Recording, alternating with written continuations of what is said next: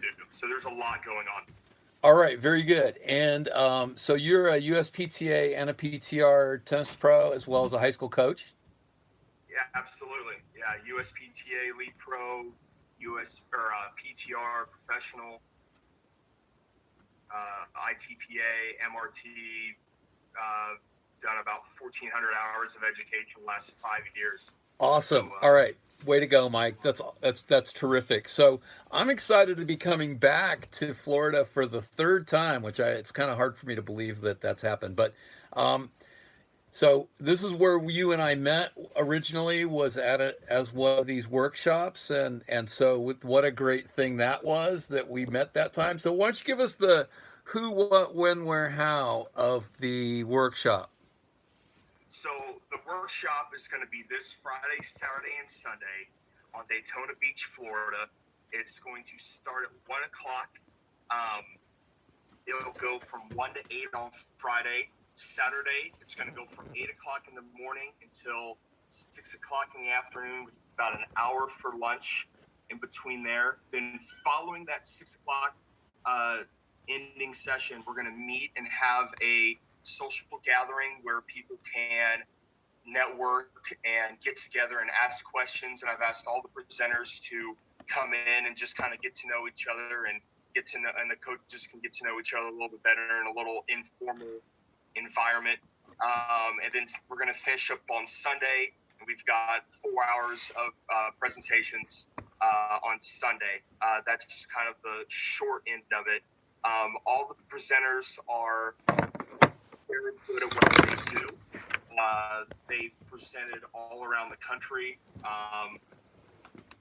So that's just the short end of. Okay, so it's this weekend. So basically, if somebody wants to get in there, it's not too late. Um, People can Now, pretty much roll right up and register. absolutely. So we're doing what I call pre-registration. So we have a better idea of where we're going to hold the social event. But registration doesn't actually take place until you're actually on site, and that's going to go to the FACA. If your school, if you're in Florida and your school is a member of the FACA, the event is completely free for you to attend. If you're not a member of an FACA school, then the cost for the event is $70, which like I said before, I've been to a lot of education events. $70 for this quality of an education event is not bad whatsoever. Awesome. Now, now the other thing is that, okay. So I'm going to give you the surprise tennis high school tennis quiz. All right, Okay. Mike. How many high school tennis players are there in the United States? Oh, in the United In the States? United States. Uh, Gosh, we talked about this before. We talked about this on our last podcast. Yeah, yeah. How many? I actually sent you the link. Um, Let's take a wild I want to guess. say that's about 485,000. Okay, no, Roughly. you're doing really well there though. It's 345,000. So that's pretty darn good. So all right. And so I mean I think it's really important for all tennis coaches to realize that they really need to plug into high school tennis. It's the sleeping giant of player development. It's where it's where a lot of the future 4.0s and 4.5s and 5.0 players at the clubs are going to come from. Vic Braden used to say, if there are no 4.5s at your club, it's your fault. So tennis coaches, really, I think, need to be able to. I think what I saw from the lineup was that, wow, this is a divergent group that offer a lot of different perspectives, and a tennis pro who coaches a lot of kids who go on to play high school tennis will learn a lot about high school tennis and be prepared for what comes next when their kids go off to play.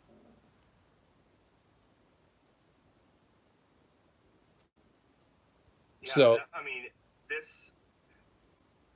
workshop is for more than just high school coaches. It's for teaching professionals, whether It's for the junior high coach.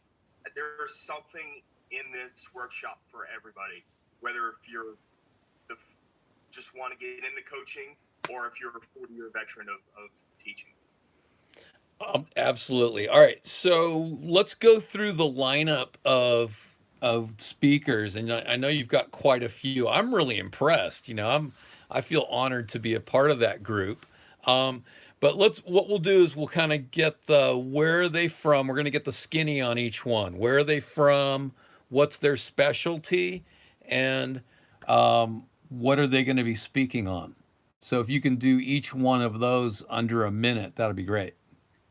Okay, so let me ramble these off. First of all, to start off on Friday at 1 o'clock, we have Mark Jelena. He is the UCF director of the PTM program. So if you have someone that's interested in getting into teaching tennis from high school, there is a PTM program starting at UCF, which is University of Central Florida in Orlando. The undefeated team that did not make the NCAA playoffs for college football. There's not going to be any crying about college football on the show here today, Mike. Hey, we're not going to talk about Ohio State, so okay. All right. Moving on. Then next we're going to have Paul D'Amico. Paul D'Amico actually works for the National Scouting Report, and he's the Florida scout for them. And he's going to talk about working together to navigate and enhance your athlete recruiting process. There's a lot of coaches that have problems with how to get their players from juniors, high school tennis, and into college, what to do, what's UTR, all those topics, and he's going to go over all those things and touch base on what to do, when to do it. Oh, you know what? Hey, let me interject something on that, because my biggest frustration is educating the parents on recruitment. Oh my goodness. I mean, the kid and I can be on totally the same page, right? The kid, listens to me. They know that I understand, the lay of the land and what's good and what's best and what might even be a good fit for them. And then you get the parent, and the parent's like, well, I only want my kid to go to Cal, Stanford, or UCLA, here in California. And I'm like, well, then you're shortchanging your kid, because there's some excellent, very, very good academic institutions that have like D2 and D3 tennis programs where your kid can actually play, and be on the court. All right. So anyway, I'm done with my interjection there. I don't want to waste too much time. Who's next? No, you're fine. Next, we're going to have Ramona Hasu. She played on the tour for a bit. She is the USPTA education manager, and she's going to go over the USPTA resources for high school coaching, and a few other aspects of high school coaching that she's encountered in her professional career. There is a program that the USPTA offers, $99 annual for the entire school, and the school gets full use of tennisresources.net, and some other quick bonuses too. And then there are some other feedback things there that she's going to talk about. Following her is going to be Corey Sobers. He is the FHSAA, the Florida High School Athletic Association, tennis administrator. He's going to go over understanding the tennis rules, what you can do, what you can't do, when you can do things, as far as when can you have conditioning, when can you do a preseason event, when can you have your matches, when can you hit with players, can players from other teams practice with each other. Got it. Okay, let me jump in on that one too. That is so important, because I know that people don't understand the high school rules, and you get there's a lot of negativity, misunderstanding, and superiority attitudes about, oh, that shouldn't be the rule, it should be more like this, and so you get outsiders, you get parents and players, and especially private tennis coaches, who will complain about these things, but they're not looking at the bigger picture. They're not seeing how things, affect everybody. So a tennis coach who understands those is those rules and the whys and wherefores and can ask their question probably is less likely to be kicking at at the process and more able to accept what's happening. So who's next? Now, next is going to be the fabulous Dee Dee Allen. She is the tennis program director for the Episcopal School in Jacksonville. She is also the FHSTA executive director. Her resume is so long, I can't begin to.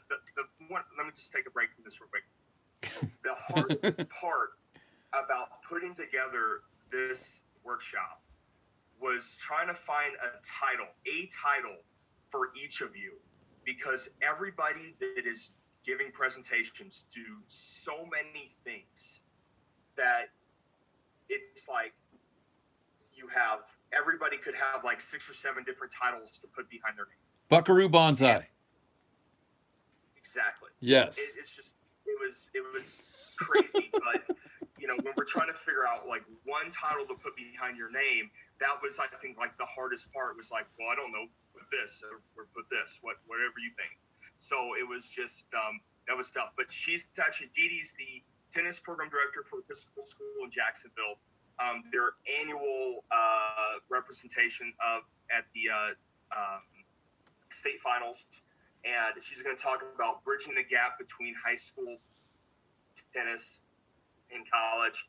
She actually wrote the manual for. She used to coach at Wake.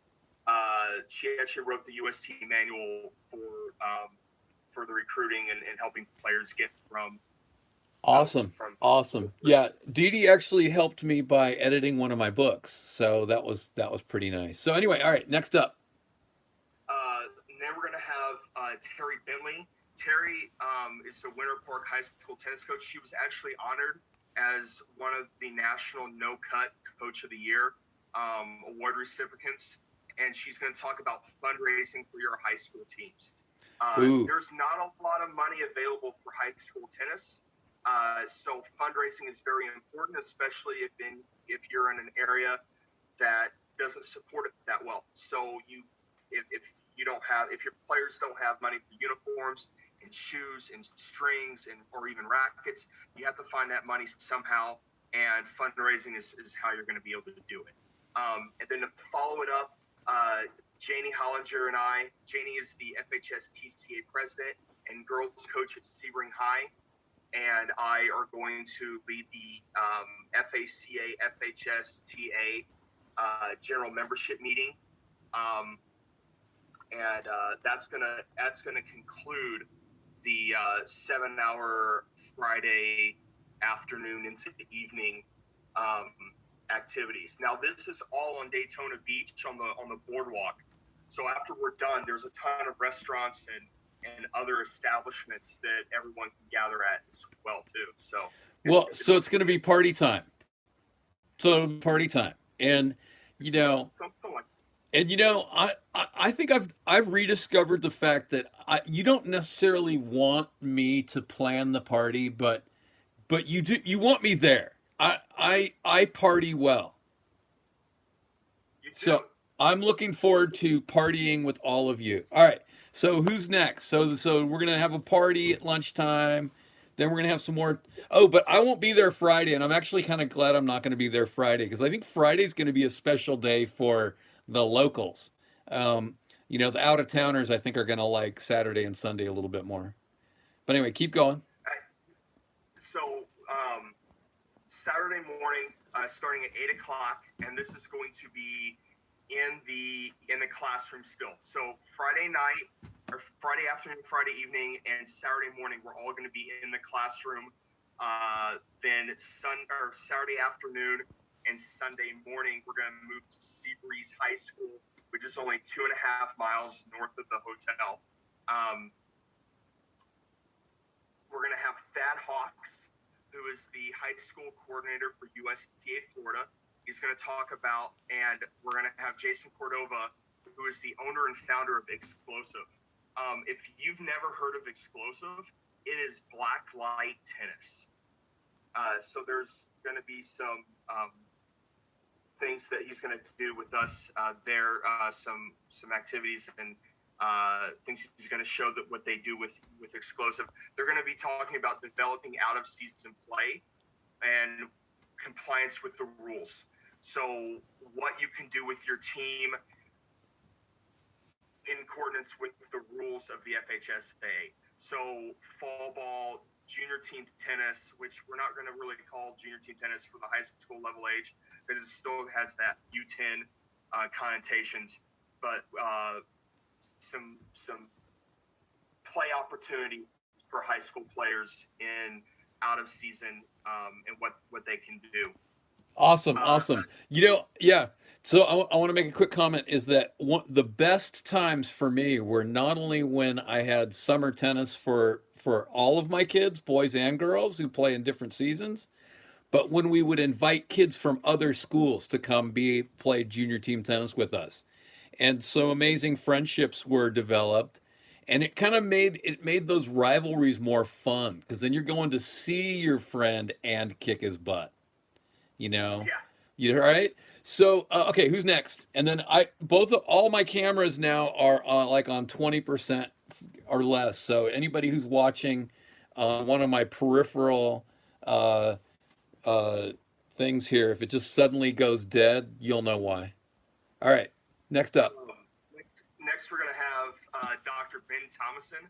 He actually is a sports medicine doctor from Florida Orthopedic Associates. He's going to be talking about tennis injury management.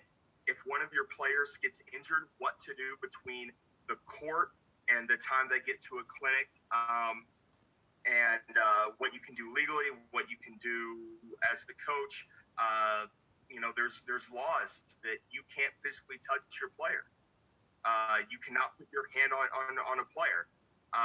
In certain states, that's Really? I find that surprising. I don't think we have that here in California, but yeah. If you have to be licensed to like physically provide treatment in some states. So Okay. he's going to talk about different things there. Following, we're going to have Margot Carter. Margot is absolutely fantastic. She is high energy. She's the owner and founder of Spherical Yellow. She's coming down from Nashville, Tennessee, and she's going to be talking about PAQ, the communication code. This is going to be a fantastic presentation. She spoke at the WCTA. She spoke at a couple different seminars around the country. It's going to be great having her come down. And she's a Preds fan. She's a Preds fan, and then when the Sharks beat the Preds, then I put it in her face, and she was a good sport, and so I appreciate that. All right, who's next? Next, we're going to have Kyle Lacroix. He's the founder of SETS, which is the Specialized Education Tennis Solutions tennis consulting company, and he's going to be talking about understanding and adapting to your young athletes. Kyle's great presentation. He's going to knock this out of the water. I've seen some previews of it, and it's really great information that he's going to. Wait, did you say he's going to knock it out of the water? Knock it out of the water, absolutely. Okay. It's not out of the port because we're by the ocean. Okay, got it. And isn't it Lacroix? Kyle Lacroix. Yeah, it's not LaCroix. It's not the drink. It's Yeah. a different family line. Okay, got it. All right, next up. Next, we're going to have Julio Goodrow, who's the USTA Texas director of junior tennis. Julio, I met a few years ago. Great presentations when I met him a couple years ago. He's going to talk about simple solutions to difficult problems with teams and players on court. That sounds great. I didn't know his topic, and that sounds great because I'm all about simplicity. I'm really looking forward to Julio's. Okay, awesome. Next up. Next, we're going to have Jason Allen. He is the USTA National Manager for wheelchair tennis. So he's actually bringing one of his players. I don't have the name in front of me now. He sent me an email this morning. But they're actually going to do an introduction to wheelchair tennis. Wheelchair, and you can play in a wheelchair on the varsity team in Florida. Wow. It's one of the few sports that you can actually play on the varsity team in a wheelchair. which is fantastic when we're talking about bridging the gap and playing adaptive tennis and everything. It's great, and there's high schools that do it. Next, we got some guy from California talking about something. I don't know. We'll talk about that later. Okay. Unless you want to talk about it now. I think I might know that guy. Yeah, I think so. I think you may know him like very well. Yeah. So we've got you and Bill. You're coming over. You're going to talk about visual training for tennis, going beyond watch the ball. You want to talk about that now? Or yeah, might as well. Might as well. So yeah, I mean, I'm hoping what I want to do. I guess I'll turn the camera around here for a second. Oh, never mind. What I want to do is give just a little bit of. I'm going to give a little bit of theory because I think people need to understand how the eyes and the brain work together, and they also need to know about the individual differences of people because everybody sees differently. And so we're going to get into the two major subgroups of how do people see, and then I'm going to try to throw at least 7 practical things that you can do on a tennis court or off the court to improve your vision of the ball. So I'm really hoping to make it as much practical as possible and not so much a big lecture. That sounds really good. I'm glad you're coming again to Florida for this. Thank you. When you said that you would visit, I was really happy. Next, we're going to have Bill Riddle. Bill is coming down from Nashville. Bill is speaking like the day before in Charlotte, North Carolina. Bill speaks all over, not just the country, but all over the world. He's going to be speaking in Australia late in just a month or so. He is the director of tennis at Temple Hills Country Club, and he's going to be talking about high performance practice for low performance players. I particularly like this one because high school tennis is such a wide range of talent and ability that sometimes you need to know what to do with those players that aren't necessarily the best. So he's really going to knock that one out of the park and do a great job with that presentation. The last presentation that we have on Saturday is Brian Parkin, who is the brand new, recently appointed PTR Chief Operating Officer. And he's going to talk about creating a winning approach to working with female athletes. It's so important to know that, and there is a difference between working with female athletes and working with male athletes. And I think that needs to be on the forefront of coaching and knowing that you can't say, well, you can, but it may not be very beneficial to you as a coach to say the same thing to a female athlete as what you would a male athlete or vice versa. Absolutely. And you know what? I can attest to that. I mean, one of the greatest things that ever happened to me was like in 1992 going to a presentation exactly by this on one of the cutting edge sports psychologists, Dr. Cheryl McLaughlin. And absolutely high school coaches need to know how to coach boys and girls differently but consistently. You know, it is a different approach. You know, and it's funny how the boys will say, "You're so nice to the girls," right? And then the girls will say, "You're so mean to the boys," right? I'm like, well, I'm doing what they need, you know. So anyway, it's yeah, completely different motivating factors, and yeah. there's a lot of research that's been done. And he's going to talk a little bit about all that stuff. Saturday evening, if you pre-register, I'll have your emails. If not, check out the FHSTA Facebook page. We're going to posting on where to join us Saturday evening. That'll probably start about 7 o'clock. That way everybody can go back to their rooms, change, relax, chill. And then party. And then have a good time. Party. Have a good time. And we get, you know, we'll be talking about tennis. I will pledge this, and I think most speakers will say the same, that that's a really good time to, you know, ask a detailed question. Absolutely. Yeah. You don't want to ask a question that's going to take 15 minutes to answer during a presentation. Right. that's something that needs to be done off to the side after everyone's done. And a lot of times when the presentation's over, there's 15 people waiting in line to talk to the presenter. A lot of times when I go to a conference, I know the presenters. If I need to talk to them, I'll just send them a message. All right, next up. Anyway, next up, Sunday morning. We're going to start a little bit later, not 8 o'clock. We're going to start at 8:30. That way everybody gets a little more shut-eye. 30 minutes. That's rich. Okay. So like I've done this before, right? Yeah, so yeah. We've got Matt Bacon, who's the director of tennis at Tijuana Country Club in Jacksonville, and Mark Atkinson, who's the head tennis pro at the Mal Washington Youth Foundation, are going to join up together and do a presentation on how a small coaching staff runs a large number of players practice. So if you have a ton of kids out there and you only have a few coaches, what to do, how to do it, good situations. It's a lot easier if you only have 6 players and 2 coaches. A lot more. It's a lot easier to manage. If you have 2 coaches and 30 players, that could be a headache, and that could be. Oh yeah, I mean I've had 48 players and myself, right? So, or 55 kids and 2 coaches. You know, that's yeah, the ratio. Yeah. How to deal with that? That's great. That's so important for being able to get things done and to get your head out of your rear end and actually make things happen instead of a bunch of goofing off. All right, next up. Next up, we're gonna have Robert Taylor.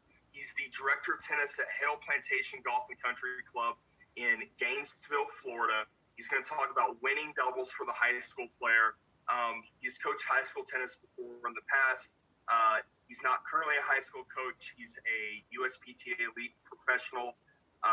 Does a lot with junior team tennis, early development camps, a lot coaching kids still. Great presentation there. He's going to do a great job, high energy. I've known Robert now for about 4 to 5 years, and he's actually in our fantasy football league. So I think yeah, a couple of these people are in the fantasy football league, and yeah, we'll wrap up with what's coming up. But at the end, we're going to talk about what's coming up in fantasy football. Anyway, next up.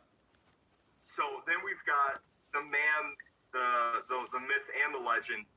Sterling Struther, who's going to be talking about transforming the practice court. This is something that he designed and created. He's worked a lot with Craig O'Shaughnessy as far as getting the junior stats for shots, what we need to be focusing on as far as why are we working on 100-ball rallies when the point ends after 3.8 shots. Right. Sterling does a lot. Follow him on Instagram, Twitter, Facebook, YouTube. He's got a book out. You've got books. I've actually got your books here. I'm going to throw them in my car tomorrow. Awesome. Thank you. We've got a lot of authors. We've got a lot of people that have designed stuff. Got a lot of founders. Well, and yeah, Sterling's an enigma, sort of like the Sasquatch. It's hard to find him because he's so busy. Yes. He's so busy doing everything. Yeah, and if you to end the workshop, to end the day, from 11:30 to 12:30. Hopefully, it's still 11:30 after Sterling, because if we don't cut Sterling off, he'll just go for like 3 hours. Right. For sure. So we'll have the hook out to pull Sterling off. We're going to do a drill swap, and I'm going to be running the drill swap. We're going to be facilitating that with the leads, with all the presenters, kind of taking charge, getting out the ideas, because you guys are there for a reason, and then having it as a group atmosphere there at Seabreeze High School. Well, I definitely want to do something, and I'm going to bring the foam balls to demonstrate the foam balls. Oh, awesome. Yeah. I can't wait for that. Oh, wait. Wait, can you bring your foam balls? I can bring a couple. Then I don't have to fly them out there. Some of the foam balls have grown legs. Got it. So I'm down quite a few. Oh, no. Yeah, you got to guard those with your life, man. All right. So the drill thing, I mean, so there will probably be, 4 or 5 or 6 drills shared in an hour. If not more, it depends on how quick we can go on that. Yeah. If everybody can pre-register, we're going to actually have in the pamphlets that we give out to everyone, we're going to put pages so people can take notes for the drill swap. And throughout the presentations, so people can take notes and write things down. And sometimes it's hard to take notes on a drill swap because everyone's out there. But we're going to have a pretty thick packet giving out to everyone, and we're still working on that. I'm working